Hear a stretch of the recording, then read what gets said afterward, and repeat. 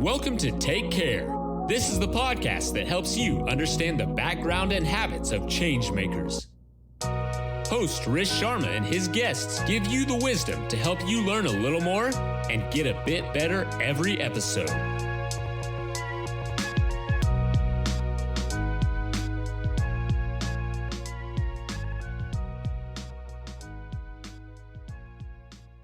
Hey everyone, welcome to Take Care. Today's guest is two-time best-selling author, named to Founder Institute's Global 100, Fabian Gerhalter, the principal of Finian, which specializes in strategic, verbal, and visual brand clarity. Welcome, Fabian. We're really excited to have you here with us. Thanks for having me. Really appreciate it. I'd just like to start from the very beginning. Where did your entrepreneurial and brand journey begin? Wow, the very beginning. I don't want to go too far back, but I studied communication design at Art Center College of Design, which was in Europe. It was beautiful at Lake Geneva overlooking the Mont Blanc. It was wonderful. And then one day the college told us that they're closing down that school and they're actually having the main campus over in Pasadena, California. And so we all moved from Switzerland over to Pasadena. And it was like this influx of like 300 European kids in Pasadena, which is outside of Los Angeles, right? Yeah. And so that's kind of how it started, like working on identity design, working on communication design. After I finished college, I decided to stick around a little bit just for my resume. And as that always goes, one job leads to another opportunity. And then I got the green card and I started my brand and graphic design agency. I think literally the day after I got my green card, when I was legally allowed to. I quit my main job. I was a creative director at that point, working a lot with Acura as the car brand. I quit my job and I started my agency and I ran it. It was called Gerhalter Design, Gerhalter & Company. Ran that for 12 years. And then I started focusing more on brand strategy about 6 years. And I started a consultancy called Finian. That's great. Great summary and the backstory. Just like to take it from the beginning when you mentioned communications design and brand design. Somebody that might not be in your particular industry or an entrepreneur that's just now approaching or trying to tackle all these things, what does that actually mean? Like, you could provide some examples as well. Yeah, absolutely. Communication design was a smart way of the European campus to call graphic design, because graphic design, it leads with graphic and it seems a little bit self-indulgent, like art, it's graphic. But communication design really implies that idea that you are communicating on behalf of a company, on behalf of a brand. That's really what communication design is. And in brand design and brand strategy is really thinking about how do you move a product or a service into a brand that people recognize and like, right? So in the end, you want to be a brand that makes it into your tribe's social channels. I always like that metaphor, right? Like that idea that people don't follow many brands. I mean, I don't know, Rishi, how many brands you actually follow on your Instagram, but there's most probably, 20% brands and 80% friends, right? Yeah. But when you actually follow these couple of brands, they behave more like friends. They actually enrich your life and they're amicable and personable. And that's what branding really is, to create that path to becoming that. And it's, in the end, it's really heart and soul. If you infuse heart and soul into a venture, and if you create a distinct voice, and if you share values with your customers, then you actually will turn into a brand. Yeah, no, I definitely agree with that. Every brand that I follow, I don't follow too many, like you mentioned, but the brands that I follow, they're like different friends, right? You have certain friends you go to for education, certain friends you go to feel a certain way, some to connect in another way. So definitely agree with that. Totally, yeah.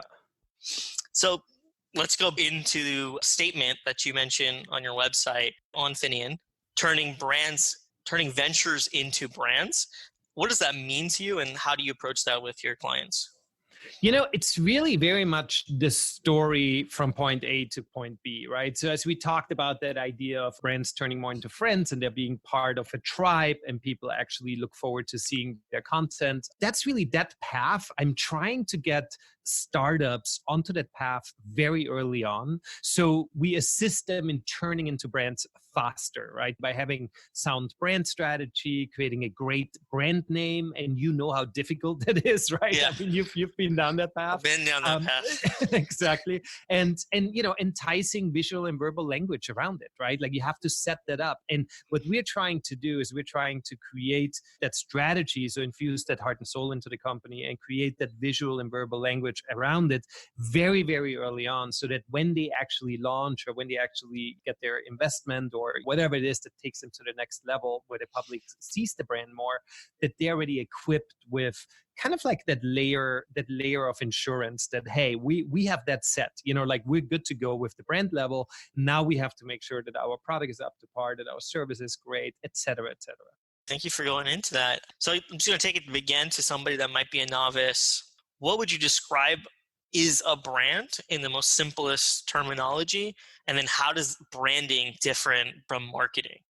So, boy, look, I live and breathe branding, right? So it's so difficult to say, like, what is branding? And I have so many answers for that. I think I'm just gonna pick one of them. Yeah. I mean, to me, I feel a brand is a company that has more than a product or service, but that actually shares values with their tribe, that has that heart and soul. That's really what it is. And then to the second part of your question, how does branding differ from marketing? I actually hear that a lot. And a lot of people confuse that. And then there's also on top of it the term brand marketing, right? Which is even more confusing, right? But branding versus marketing. So branding, you can really look at it as the why, right? And Simon Sinek comes to mind, right? Like the big question, why?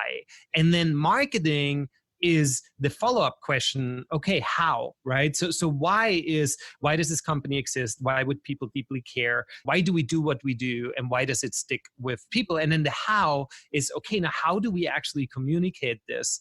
What channels do we go into? And that's marketing, right? That's really figuring out how do you get that voice out there and the message out there, but why is to define, okay, like what is it that we do and why would people deeply care about it? Thank you for breaking that out. So when you go back to describing branding in one of the many answers you presented, what are some brands out there that you are fans of, that they are hitting on connecting with their why, with their audience, and their core demographic? Who's doing a great job? Who's somebody that somebody should aspire to have their business or be working with or like out there? Yeah, I mean, look, they're the usual subjects, right? They're like the Patagonias of the world that do a really great job on many levels. But what I'm actually much more excited about is the underdogs, right? Like brands that come out today in days of technology and disruption, and they are complete commodity offerings, right? Like brands that actually have nothing new to offer, yet people fall in love with them. And I actually wrote a whole book about this last year, and I think you know that it's called Bigger Than This. And I studied some of these really cool brands like Everlane. Everlane sells super basic apparel. There's absolutely no innovation, right? It's just the most basic apparel, really well done apparel. But the only way that they differentiate is because they lead with radical transparency.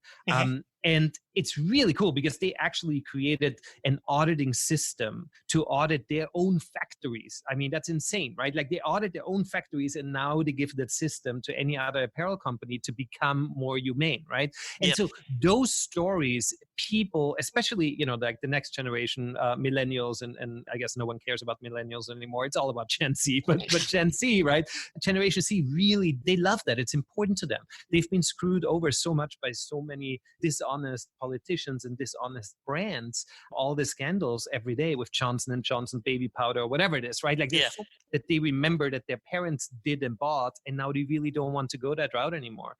So I'm more interested in those kind of brands that come out and they stand for something, or they have a really, really strong belief or story, and that's what turns them into brands. And the cool thing is anyone can do it, right? I mean, it's Yeah. really, in the end, it's a formula.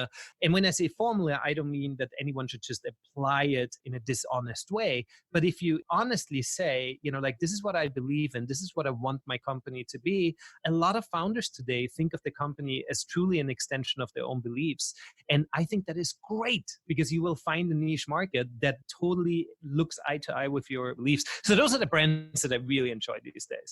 Thank you for going into that. And I think that's so empowering what you just said, because, I think most people, when they talk about startups or somebody starting a company, it's always focusing on the high technology type of companies out there. And to know that companies that are potentially just a commodity company like Everlane or otherwise, just building a business based on your story and your values can have such a resonance with an audience. So thank you for giving those examples. So switching it over to another aspect of branding that's coming a bit more popular out there is, so when it comes to branding, you mentioned a lot in your answers, storytelling and connecting with the audience. But taking that to what everybody talks about now, AI and data and everything else out there, how much should data play in your everyday branding decisions or branding execution? Look, data is super important, right? I mean, there's so much latent data hanging out, and we could all just be much, much smarter companies if we would study more data. But on the other hand, that's talking marketing, right? But if we talk about branding, again, branding more being the why, there's a big risk with data. I mean, study it, right? Study the data, but don't always use it, because data can be wrong too, right? It's not that idea that, because it's written here, that's right. No, because there's still a human that actually creates the algorithms of how that data is being spit out, right? So Yeah. I hear from a lot of founders where they say, look, like, we actually heard that our audience is actually, like, not that well educated.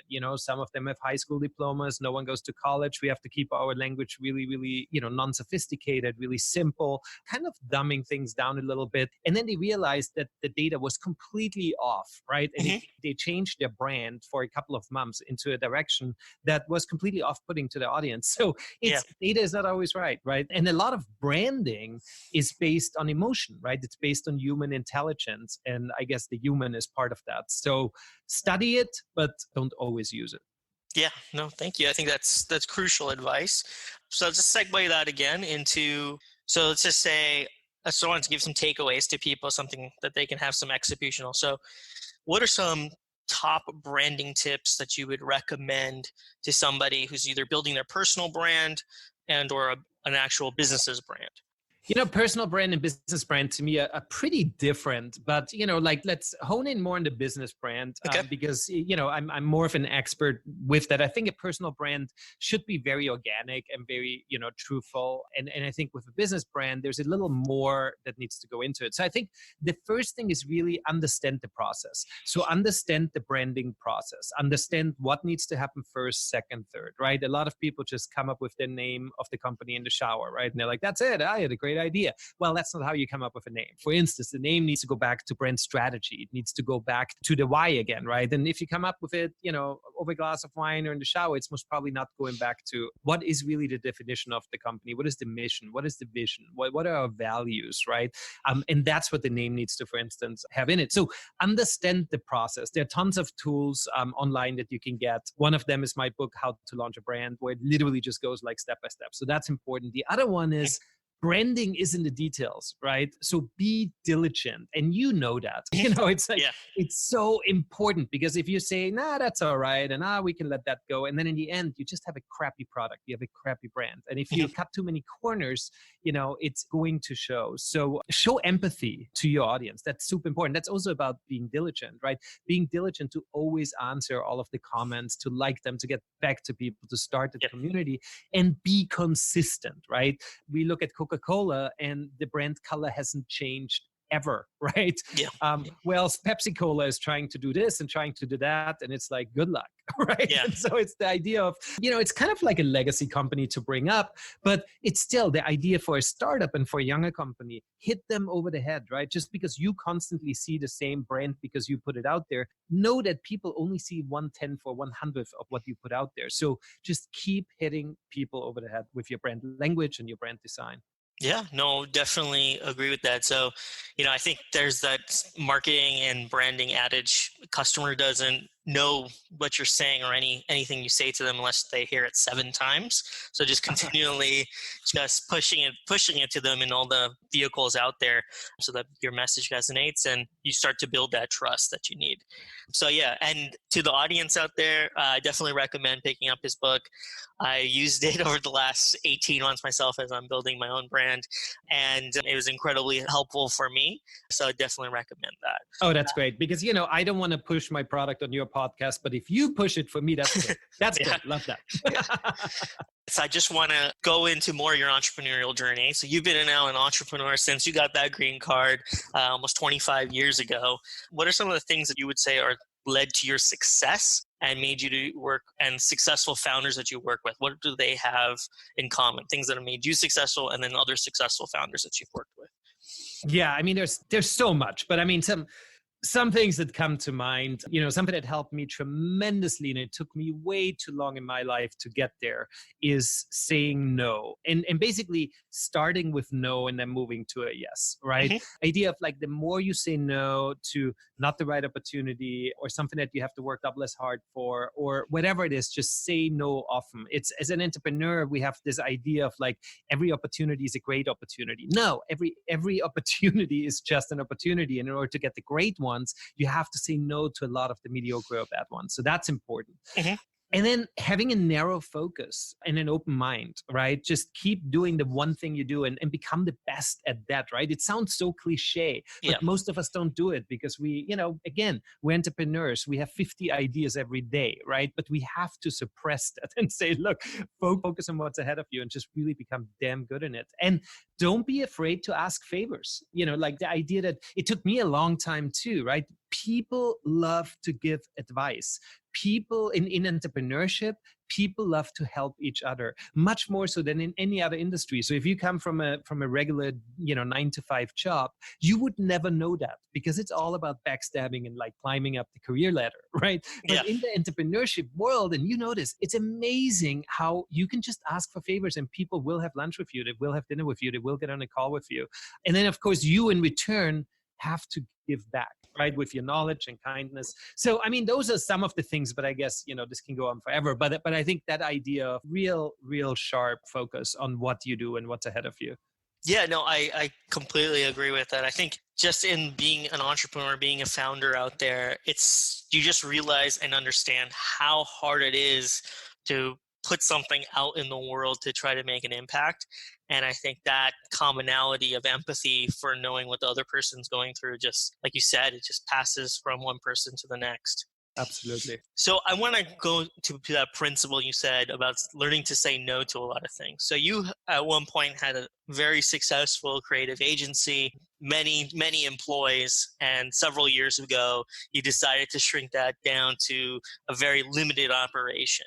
As people are out there dealing with either deciding to scale a business or to kind of keep it at the same pace, how did you make the decision to kind of reduce the size of what you're working on and say no to a lot of the other opportunities out there?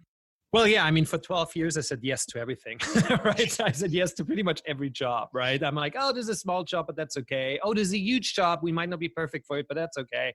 Here's a job that needs something that we're not 100% accustomed to, but we can learn it, right? So there's a lot of that stuff going on. And it's just bad for you, right? And talking about lifestyle, it's just really healthy. And I also, I grew the company, I think at the maximum height, it was 18 people. And there was no middle management because I was such an aspiring perfectionist. I say aspiring perfectionist because I'm such a perfectionist that I don't even think I am a true perfectionist. I'm just aspiring to it, right? But it's like I needed middle management, but I couldn't really have middle management. So that was a personal thing that I just had a hard time working through. And even though we did amazing client work and I grew my talent pool tremendously, I personally actually didn't grow financially a lot. So over those years, everyone else has to get raises and it's very competitive. Mm-hmm. But me, myself running the company, I started seeing, oh my God, this is turning more into a hobby, but I'm actually not enjoying it being in the office at 8:00 at night, And so, and it's just a tough business to be in, right? The graphic design business was very difficult to be in. The brand business, turned very difficult with Fiverr and all of these automated services out there. So I knew I needed to change something for a lot of reasons, right? And also for my personal growth, I started to be more interested in the why behind brands rather than how they look, right? Yeah. So I started going more into strategy, and and I just sat down and I basically said, look, in a perfect world, if I wouldn't even have this company, what do I want to work on, and with whom do I want to work on this? And I decided, look, the easiest way is for me to actually close shop over the next 6 months, make sure everyone has enough time to actually find a new job, help everyone find a new job. And I kept the rest on staff, and we started creating the outline of my new firm and the outline of my book, How to Launch a Brand, that actually supported the launch. And just wanted to create a very simple process and a simple offering where there's no more proposals and no more taking on work that does not fall into my 3 simple categories. And and you can tell when there's a company that's not hungry for work anymore, right? Because we have a small footprint, and now we attract a constant stream of clients, so I don't have to do a lot of new business because we have this very narrow focus and deep expertise. So and in the end, financially, it's been a humongous change for me throughout those last couple of years of making that change. So sometimes you actually have to just understand what it would mean if you would keep going one direction, even though to the outside it looks really successful. In the end, it's about your own personal happiness and fulfillment, right? Yeah, no, I definitely agree with that. I think it's about, like you said, saying no to certain opportunities so you can say yes to things that make you more happy and hopefully are more lucrative as well in the long term for you. So definitely agree with that. So I want to go back to leave one last question in regards to branding. So since you brought up your experience over the last 25 years, I just would like to ask, over the 25 years, how has branding in 1997 or in the 90s to now being in 2020, how has a brand changed, or has it not changed? I'd like to kind of just go into that a little bit. It changed completely.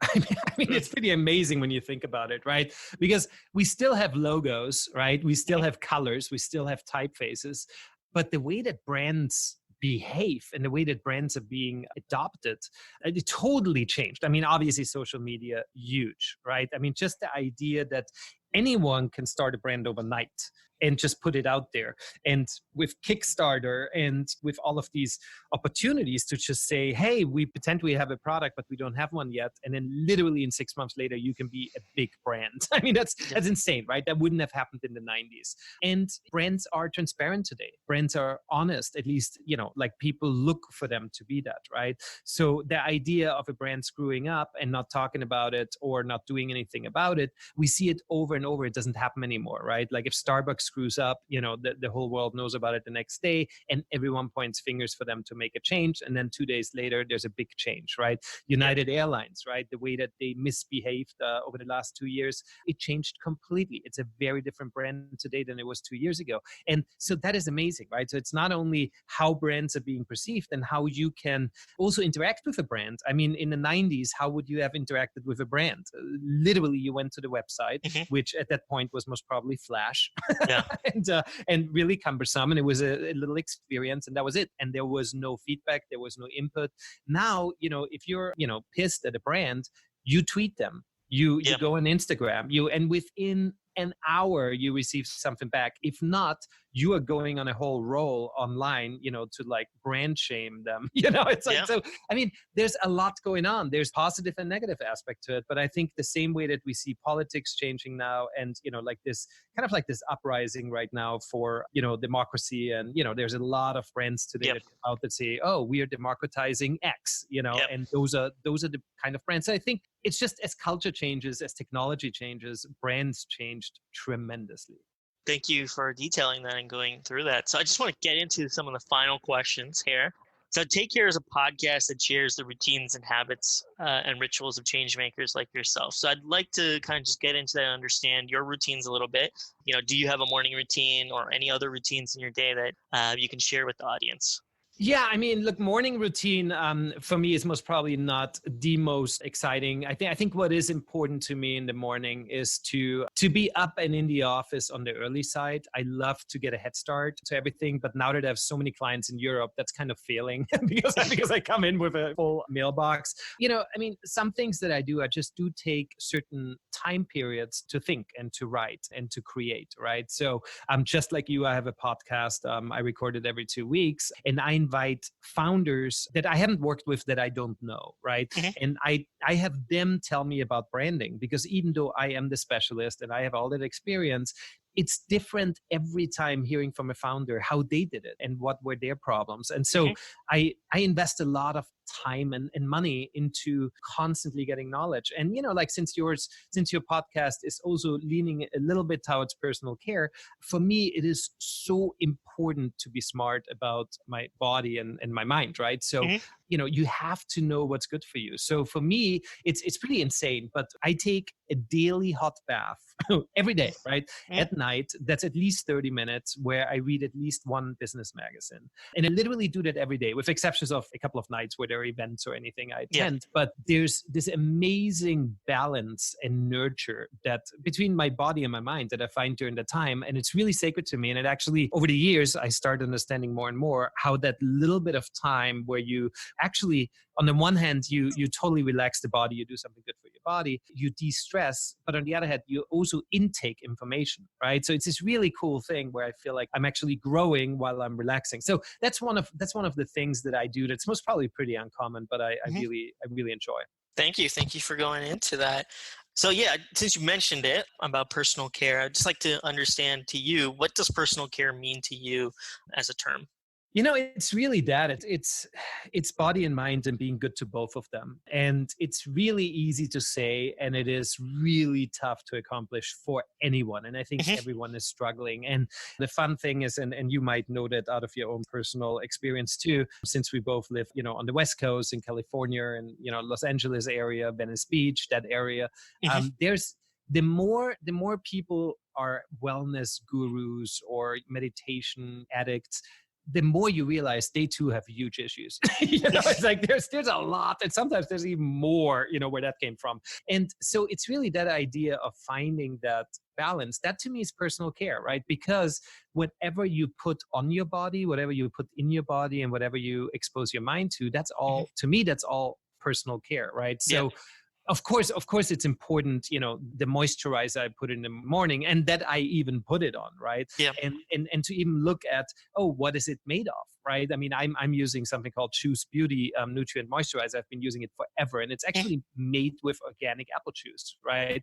And then I had these people on my podcast, these founders of the company. You're gonna get a kick out of that. Mhm. It's called Pit Liquor. So it's literally natural deodorant that's made with whiskey. Wow. So it's called Pit Liquor. And it's really, really hilarious. And they've just been on my podcast. I would love anyone to check out that Yeah. episode. And so I'm now actually using it because it is so smart to actually use whiskey, because it is an alcohol that doesn't have anything negative in it, and it immediately evaporates. So you don't smell like you just came out of a bar. Yeah. But it's those kind of things where you just really look into your products and you look into what you put into your body. And that's personal care as much as taking a bath or just, trying to find time to meditate. Thank you. Thank you for detailing that. I definitely agree with a lot of that answer. So I just want to finish up with, two final questions. So what would be a common myth in your line of profession or field that you would want to debunk? Well, I mean, the easiest is branding is logo design, right? A lot of people think branding is a logo, and that's obviously debunked, right? There's Yeah. so much more to a brand. That's the most common myth about the profession. Okay. Thank you. And where can listeners connect with you online? Yeah, absolutely. I mean, they can go to Finien.com. That's FINIEN.com. That pretty much has all the links. To find the latest book, they can go to biggerthanthiscom. And I'm very active on Instagram. That handle is _Finien_. All right. Thank you. Thank you for being here. I appreciate it. Yeah, absolutely. Likewise. This was really great. Thank you, Rish.